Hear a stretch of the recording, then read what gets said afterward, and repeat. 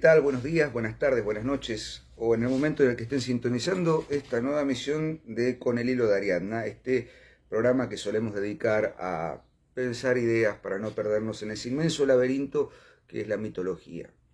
Como hemos dicho ayer, jueves, este programa sale un viernes porque estamos con algunos problemitas de tiempo. No problemas, a Dios gracias, no es nada negativo, sino que estamos trabajando mucho.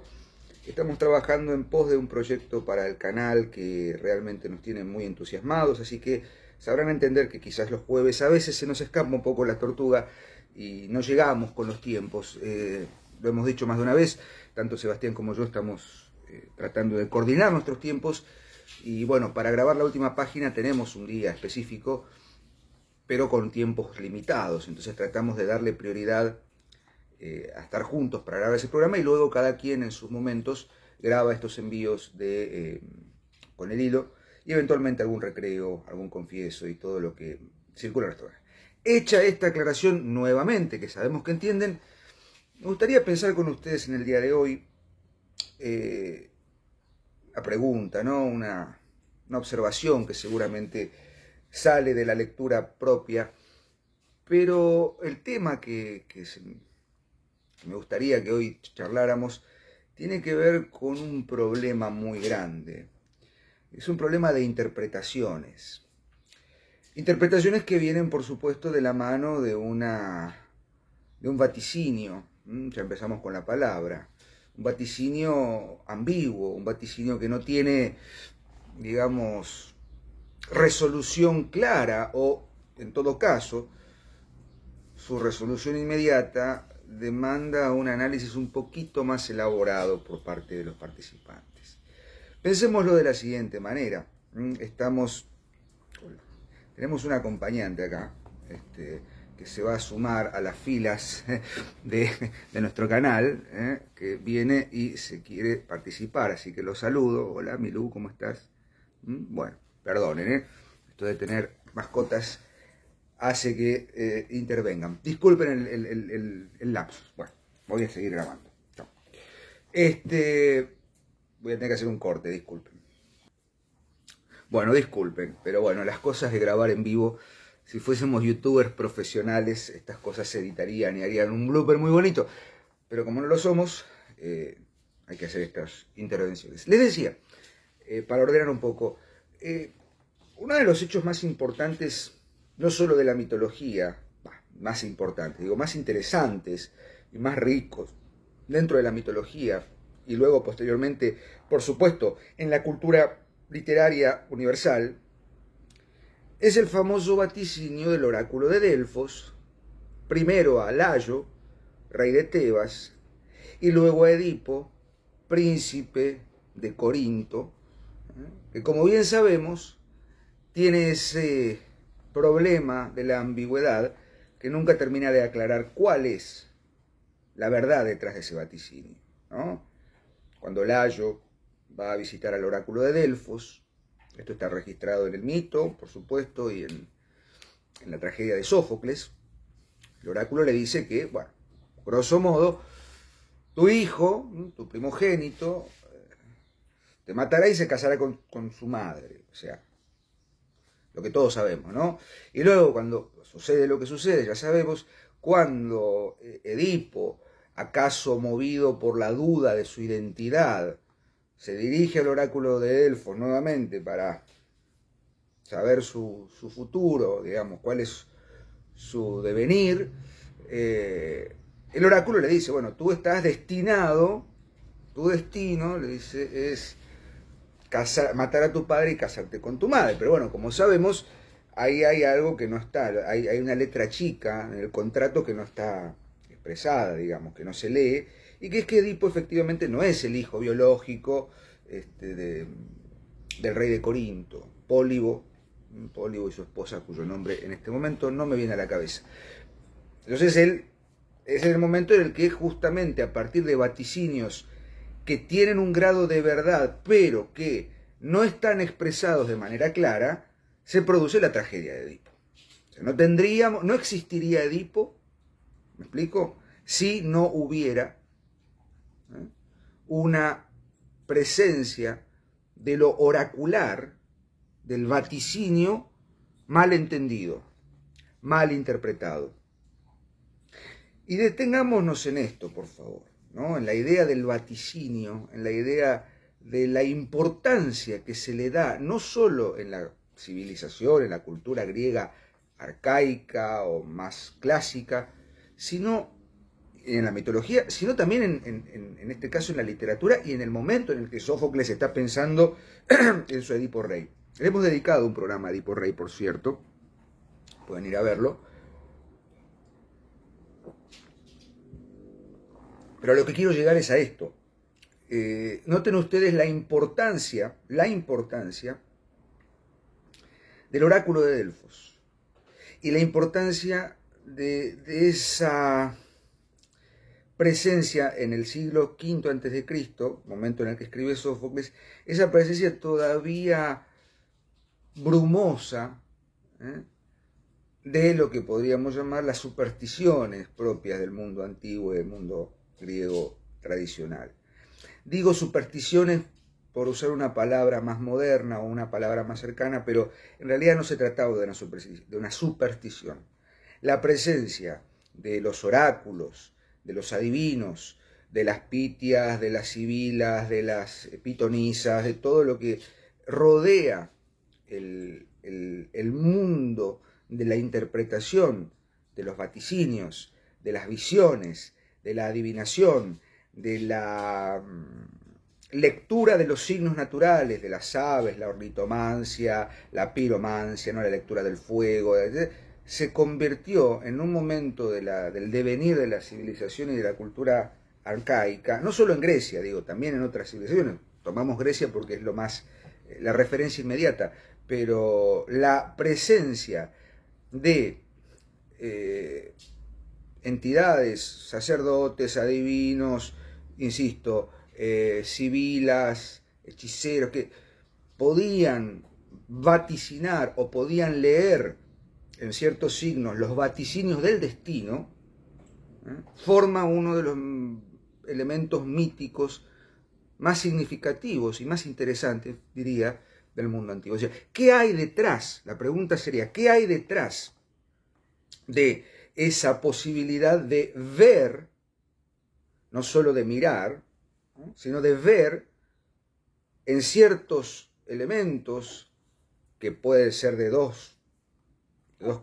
digamos, puede ser, esa visión puede tener dos dimensiones, una dimensión intuitiva y una dimensión más bien, disculpen, ¿no?, una dimensión más bien inductiva, ¿sí? Hay una cuestión allí en torno de lo que se puede ver y lo que se puede intuir, que es una cuestión más bien, ¿cómo decirlo?, que viene de los dioses, que ahora vamos a hacer la observación, o simple y llanamente tener la astucia para leer en los signos que se manifiestan un designio divino, ¿sí? Entonces, pensemos en esto. La idea de la visión, la idea de lo oracular, de la adivinación, tiene dos dimensiones. Para esto que yo estoy tratando de plantear, de compartir con ustedes, yo he tomado una referencia de un libro muy, muy pequeño, pero muy interesante, que se llama Adivinos y Oráculos Griegos, de Robert Flasselier,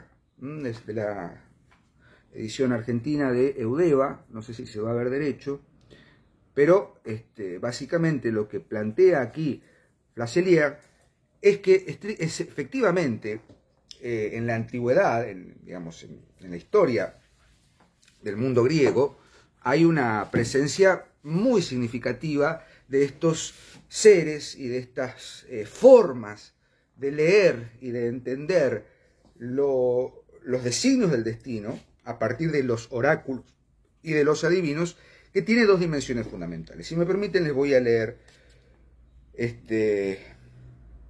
lo siguiente. Voy a leer tres fragmentos. Cicerón, dice Flasselier, escribe al comienzo de su tratado sobre la adivinación. Constituye una antigua creencia que se remonta hasta los tiempos heroicos y que se halla confirmada por el sentimiento unánime del pueblo romano y de todas las naciones, que existe entre los hombres una cierta facultad de adivinación. Los griegos la llamaban mantiqué, es decir, el presentimiento, la ciencia de las cosas futuras, ciencia sublime y provechosa, por la cual la naturaleza humana alcanza su máxima cercanía con la potencia divina. En esto, como en muchas otras cosas, nosotros hemos mejorado a los griegos. Atenti con lo que dice Cicerón porque es muy divertido. Según la interpretación de Platón, hemos mejorado a los griegos, ya que hemos dado a esta facultad superior un nombre tomado de la divinidad, divinatio o divinatio, mientras que los griegos, según la interpretación de Platón, le hallaron uno en la palabra furor, manía, de donde viene la palabra mantiqué. Lo seguro es que no veo ninguna nación, por ilustrada y sabia o por grosera y bárbara que sea, que no crea en una revelación del porvenir y que no reconozca a algunos la facultad de predecirlo. Esto que plantea Cicerón en el famoso tratado de divinatio, ¿no? de la adivinación, es medular. Primero hay una cuestión lingüística, pero luego hay una cuestión ya bien de sentido real, en la que, de alguna manera, se está manifestando esta idea de que ya en una visión mítica, o por lo menos lo que constituye la esencia de la visión mítica, no puede pensarse la existencia cotidiana, o no podía en todo caso pensarse, la existencia cotidiana, el devenir del mundo, sin una presencia de algo trascendente. No estamos hablando de una fe ciega, Simple y llanamente estamos haciendo el convencimiento de que todo lo que ocurre en este mundo, sea cual fuere nuestro origen, sea cual fuere nuestro punto de anclaje con lo sagrado, lo que fuere, todo lo que sucede tiene en algún momento la posibilidad de ser entendido bajo la mirada de lo divino. Y esa mirada se materializa justamente en el arte de la adivinación, en el arte de la mantiqué, ¿no? De lo mántico, ¿no? Quiromancia, por ejemplo, de ahí viene la terminación de la palabra mancia, mántico, que tiene que ver con el furor. O sea, todo, en algún momento hay una posibilidad de que eso tenga una explicación anclada con lo sagrado, con lo divino, con lo asociado a las divinidades. Ahora bien, entendido esto, me quiero detener justamente en esa distinción que hace Cicerón con cierto grado de, digamos, de exacerbación en sus atribuciones como romano, muy retórico por cierto, que dice, en esto como en muchas otras cosas nosotros hemos mejorado a los griegos. Eso es una mojada de oreja, como decimos aquí en Argentina, ¿no?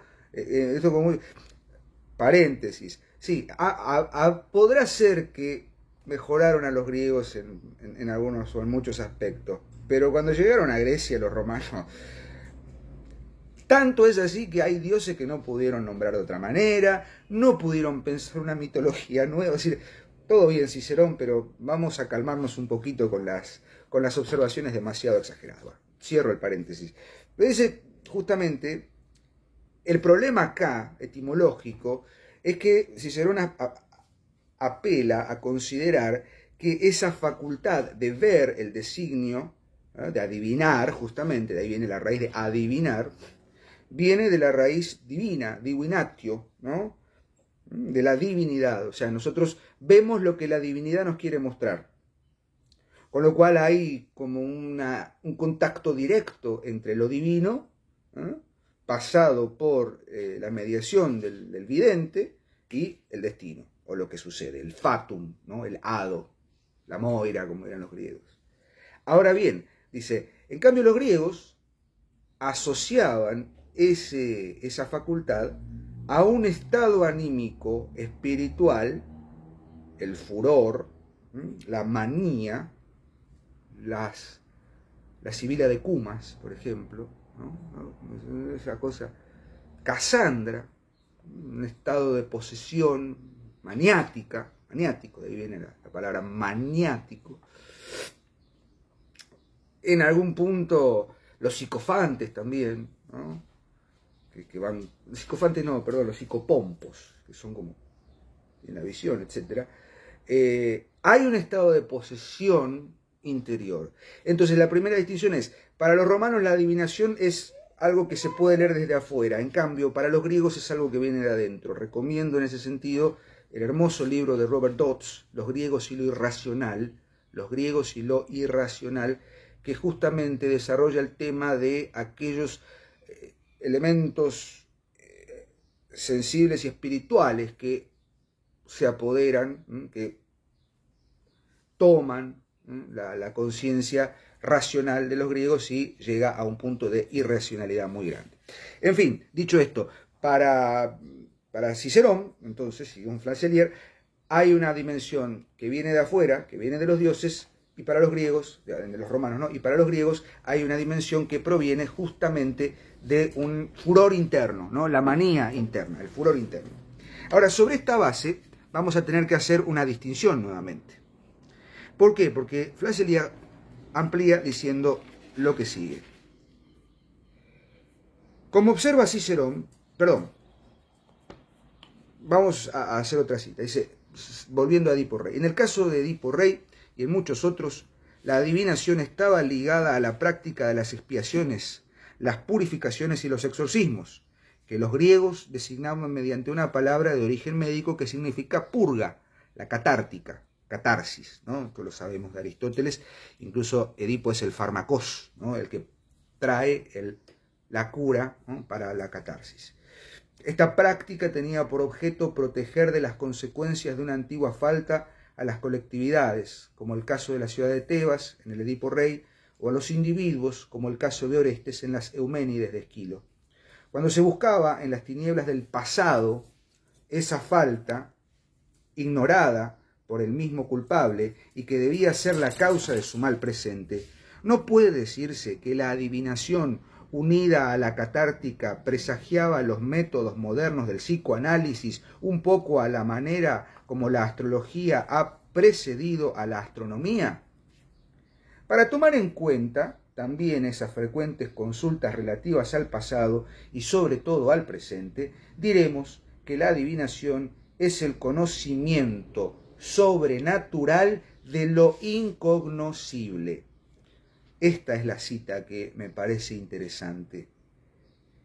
La adivinación, ya sea mantiqué o divinatio, es un conocimiento sobrenatural sobre algo que es incognoscible, pero es conocido. O sea, puede llegar a establecerse de algún modo una condición en la que ese apeiron inefable, que no puedo conocer, se manifieste de tal manera que, sin saber cómo, de manera sobrenatural, exista alguien que pueda leer y traducir o balbucear una traducción de eso que se manifiesta como el destino, como el fatum, ¿no? Como observa Cicerón, la palabra latina divinatio indica claramente que la actividad significada por ese término se halla en estrecha relación con las cosas divinas, con la religión, y también constituye una parte esencial de esta, y ya que la etimología de la palabra la hace apta para designar el conjunto de las cosas religiosas. En efecto, la adivinación supone ante todo la creencia en una providencia que cuida del hombre y consiente en ayudarlo, revelándole lo que ignora, ¿no? Cuando, volviendo a la cita de Cicerón, se plantea una intervención de lo divino, hay per se la idea de un fatum, de algo que domina providencialmente la existencia del ser humano. Ya los griegos lo habían pensado, o sea, esto no es factoría de Cicerón y de sus escritos o de sus interpretaciones, digo, ya los griegos pensaban en el concepto del ¿cómo se dice?, de la moira, ¿no? La moira, es decir, el destino inevitable, el hado, ¿no? El sino trágico, también traducido a veces. Entonces digo, hay una construcción de que no hay manera de pensar solo en un mundo racionalmente construido. Hay manifestaciones, en este caso la presencia de los oráculos, la presencia de los adivinos, de los videntes, de los visionarios, genera justamente un punto de anclaje, como dije anteriormente, con algo que nos excede. Y eso que nos excede es incognoscible. Y solamente podemos acceder, entre comillas, o tratar de acceder a ese conocimiento desde la bruma, porque no estamos preparados como seres mortales para entender la totalidad de ese conocimiento. Por eso el estado de posición maniática de un adivino o de una sibila, por ejemplo, es un estado de furor, es un estado en el que hay una condición irracional muy grande. Recuerden ustedes muchos momentos en la literatura clásica, sobre todo en las tragedias, Casandra llegando junto con Agamenón a ¿cómo se llama? A Grecia, a Argos, y diciendo no entréis por ahí, no piséis la púrpura, porque eso. O sea, Casandra ve algo que Agamenón no termina de entender. Bueno, pisa el manto de púrpura, es el sello de su destino. Igual Agamenón obviamente estaba condenado a morir por una cuestión de justicia básicamente natural. Luego tenemos, por supuesto, la presencia de Tiresias, ¿no? Tiresias, los vaticinios, en fin, digo, podemos hacer un raconto de las distintas manifestaciones de adivinación y tal, pero quiero detenerme entonces en esto.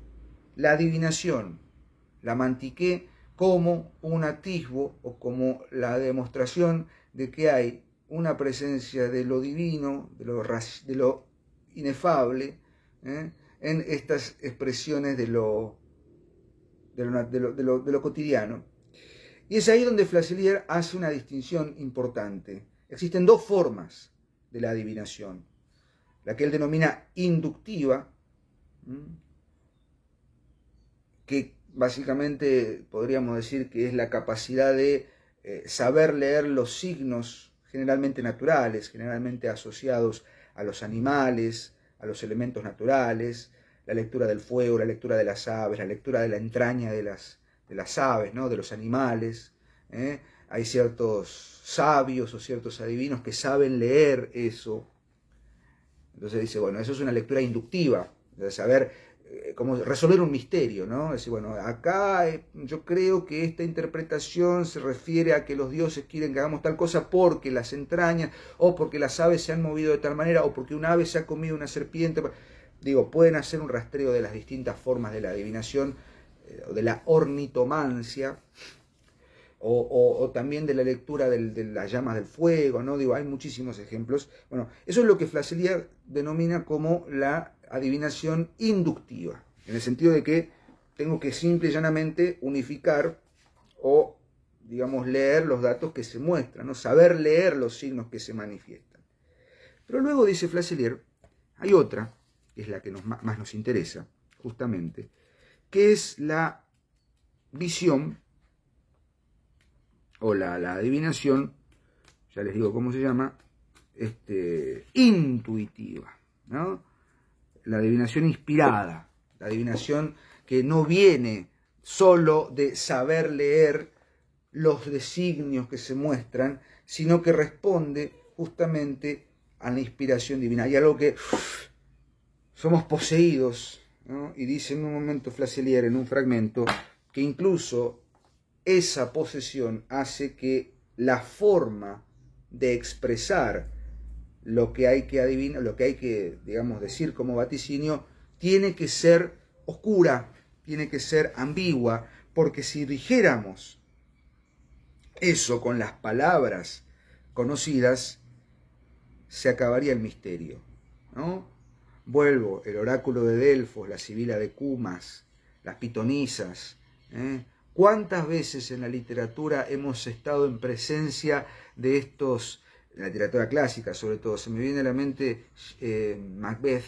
Macbeth es una de las obras que lleva esto al máximo esplendor, ¿no? Las tres brujas, las hermanas fatídicas, The Weird sisters en inglés, ¿no? Las hermanas del weird, de lo inefable, de lo extraño, y que hablan de forma extraña. La versificación de las brujas es de una forma ambigua, no tiene una lógica del pentámetro yámbico, por ejemplo, y el vaticinio para Macbeth es ambiguo, es similar al vaticinio de Edipo.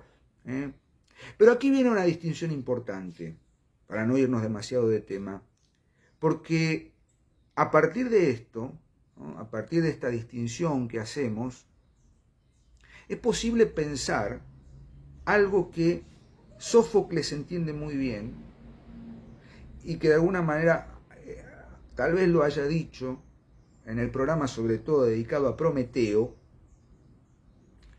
pero hay una condición en torno de la adivinación y de ver ya inductivamente, ya intuitivamente el designio del fatum, del hado, ¿no? Y de saberlo, ¿no? De saberlo. Porque una cosa es el adivino, el oráculo, ¿no? Que tiene un medium. Otra cosa es el sabio, Tiresias, por ejemplo, que además es adivino, pero además es sabio. Y otra cosa es el filósofo, el que busca saber, el que está siempre detrás de saber más allá de lo evidente. Esa distinción que los griegos entendieron muy bien se puede rastrear en estos tres estadios. La posesión maniática, que me permite ver quizás sin saber, decir sin saber lo que estoy diciendo, por eso es importante, o leer los designios sin saber bien el porqué, casi irracionalmente. Saber que se sabe y saber qué se sabe, citando a Ángel, la autoconciencia del sabio, o buscar saber aquello que no me ha sido dado, el filósofo. Recomiendo fuertemente Edipo Filósofo de Jean-Joseph Gou, lo he citado varias veces, que hace un recorrido muy interesante en torno de la figura de Edipo como el primer filósofo en el sentido ya no arcaico, como lo era Tiresias o como lo era Prometeo. Prometeo era el que sabía, Prometis, ¿no? El que sabía lo que sucedería, la adivinación de lo futuro, del porvenir, de lo porvenir. En cambio, Edipo tiene que inductivamente llegar a una interpretación de eso que sucede. No me quiero extender en el tiempo, sepan disculpar las desprolijidades, sobre todo las intervenciones caninas, pero quiero hacer algunas recomendaciones así al vuelo. Hay un libro muy interesante que bueno, tiene relación con este tema, pero a mí me divierte muchísimo porque, volviendo a Flasselier, esto de que la adivinación y todo es un antecedente del psicoanálisis. Bueno, ustedes saben que uno de los métodos del psicoanálisis es la interpretación de los sueños, ¿no? De Freud. Bueno, les muestro el libro, no se va a ver bien cruzado, pues el libro de la interpretación de los sueños de Artemidoro de Daldis. Es el onirocriticón.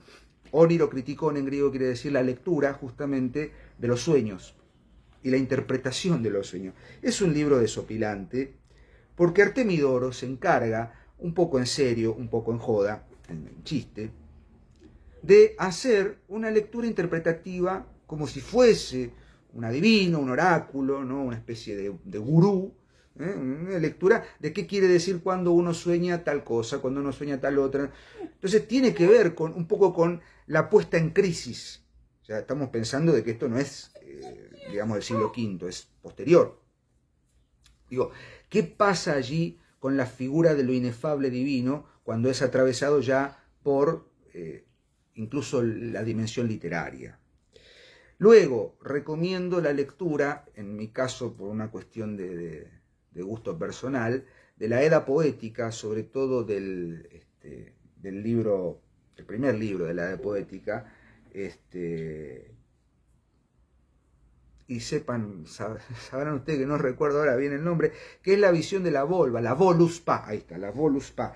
La Voluspa es el primer libro de la Edda poética, de Snorri Sturluson, en la que en esta Edda se narra, se cuenta poéticamente a partir de la visión de una volva, de una sibila, ¿no?, de una divina, el origen y el fin del mundo. Y es muy interesante la versificación, pues entonces veo tal cosa. Entonces, y la volva les cuenta a sus interlocutores cómo se origina y cómo se acaba el mundo, ¿no? Y el antecedente mítico, según Snorri Sturluson, está sostenido en una visión. Bueno, ni hablar de todas las atribuciones que se le dan a Zeus en torno del Seider, ¿no?, de saber leer los designios, los vaticinios, ¿no? Zeus es un dios que además es adivino y es sabio. Y creo yo también que, para cerrar, acaso la lectura de lo visionario, de la visión, de la posesión divina más grande, sea San Juan, el Evangelio de San Juan, el Apocalipsis de San Juan, en el Nuevo Testamento, el último libro del Nuevo Testamento, que es básicamente una enorme visión del fin de los tiempos. Otra vez allí hay algo inefable, algo que no tenemos que ver, sino saber leer. No tenemos que mirar, sino saber ver. No solo comprender, sino entender. Intendere, meternos dentro de. Creo que por hoy sepan disculpar, insisto, la desprolijidad o los desvaríos que haya dicho, pero me parece que para disparar el tema es muy interesante. La adivinación, la manía, los adivinos, los oráculos y todas las derivaciones que puedan existir, por supuesto, bienvenidas sean en los comentarios. Gracias por estar ahí.